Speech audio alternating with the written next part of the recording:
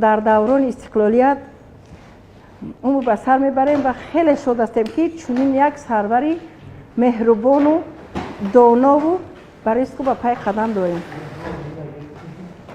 از روزی که جناب عالی رهبری همین دولت شدن، آسایشتگی، آرامی، برابری همه در همین تاجیکستان ما گوییم که جاری شد، چون که همه ساحه رو دستگیری کردن، هم مکتب و دانش رو، هم صاحبکاران رو، هم صنعت و فرهنگ رو، هم جمعیت ما رو، هم تربیت فرزندان رو، همه ساحه رو دستگیری کردن. برای همین از نام خودم، از نام تمام انامین مردم تاجیکستان منتداری خیش رو اول به جناب عالی رساندنیه. امروز در جای کارم خوشبختم، چون که در وقتی به سر و سامانی از جای کار محروم شدیم. با فرزندان کوچکم گوییم که در بین راه موندم، لیکن هنر داشتم، من رو افتاده نشدم. از هنر خود، از دوزندگی، پزندگی، بافندگی، انا همین سه هنر از دست من می اومد. هم می دوختم و هم می پختم و هم فرزندان کوچکم رو در درون خانه نگاه میکردم. وقتی که خواستم که هنر خود را پیش برم، لیکن جای کار نبود. در یک کنج منزلم یک سیخ خورد آشخانه خانه‌مون بود. در همین کمتر پخته به مغازه ها پیشنهاد کردم. مردم مرا میشناختند همچون خنات، همچون ترپز، لیکن کارخانه نداشتم.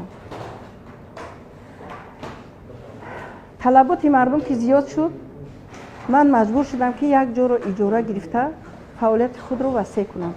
این هم شد، لیکن طلبات باز زیاد شد. خیر در تقدیر نصیب بود است.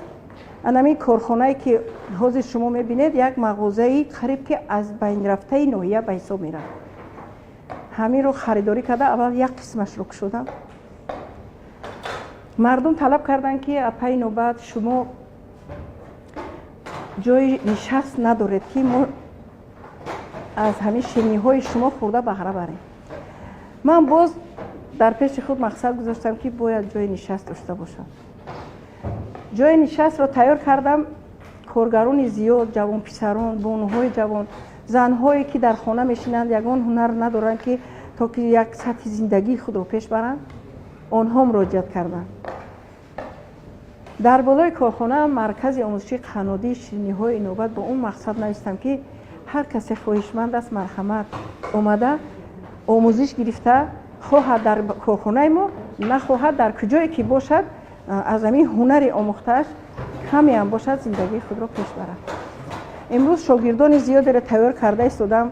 بعضی هایشان دختران خانه‌شین، بعضی هایشان دانشجو، هم به مکتب دانشجویشون میروند، هم باز کمی وقت داشته باشن اومده در همین جا کار و فعالیت کرده، معاش گرفته، مثلا راهگیرا میشود به آنها، یک کم هم باشد به زندگی آنها یاری میکنه.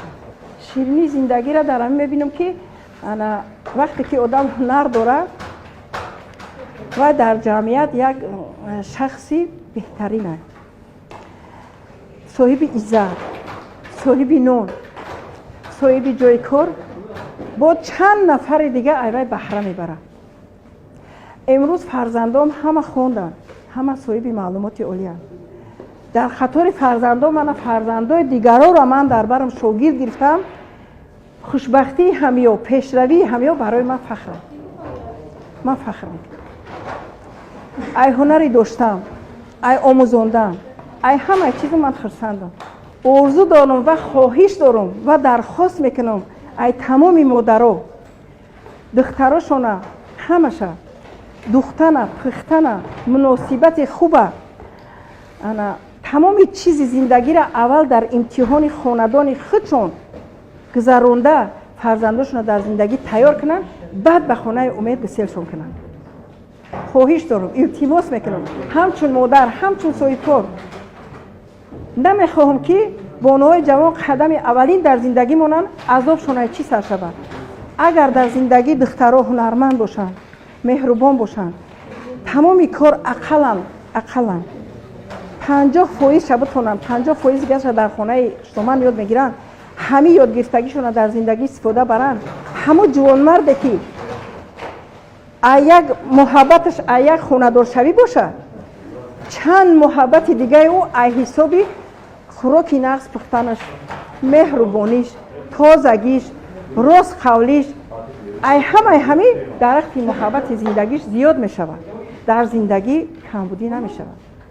ба ҷаноби олӣ агар чӣ қадар ки бигем мо гуфтаниёмон камаю зиёд нестем. мо ҳама ҳастимона, ҳама амин миннатдоримона ай сидқи дил ма бар ҷаноби олӣ расонданием, барое ки гузашти рӯзгори ма вақте кӯдакҳои ма бепарастор монданд, якум барои кӯдакҳои ятим бепарастор мактаб интернат шуданд. якум дастгирии ҷаноби олӣ буд. 10 соли аввал моро ёрдами башардӯстона ёрдам доданд то ки мо ба по бихезем. тамоми кӯдакҳое ки лаёқатманд буданду дониш доштанд, ҳамеёра гуфтанд ки дастгиришон кунед, ба саводи худшон дар мактабҳо рафта бихонанд.